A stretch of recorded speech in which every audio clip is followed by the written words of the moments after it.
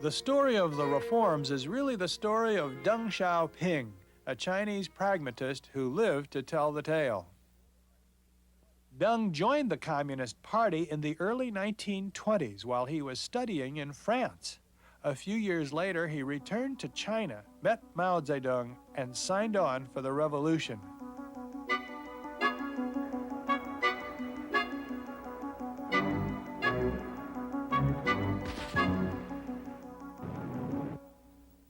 The Communists seized power in 1949, and Deng's friendship with Mao was rewarded.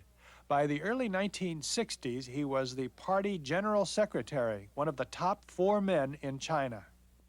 But there was a problem. Deng was a pragmatist. Under the Communists, the Chinese were still poor, and he felt something had to be done. While Mao was preaching constant revolution, Deng was trying to increase farm production.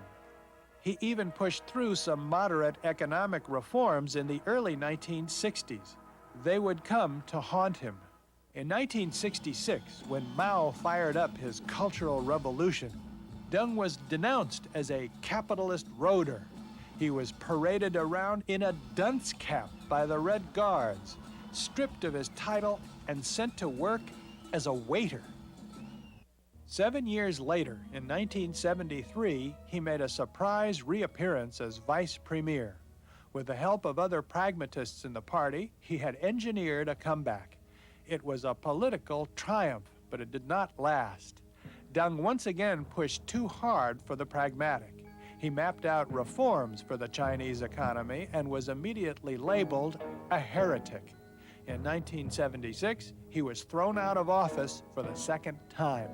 But Mao Zedong, who had been ill, died in September 1976. A scramble for power began. The pragmatists denounced Mao's wife, Jiang Qing, and her cohorts as the Gang of Four, and a public trial began for the notorious radicals. It was a way of denouncing Mao's extremism, and it signaled the triumph of the pragmatists. In 1977, Deng returned for the second time. He was appointed vice premier, vice chairman of the party, and army chief of staff. By 1978, Deng was firmly in place, strong enough to put his reforms in motion. He started in the country with the peasants.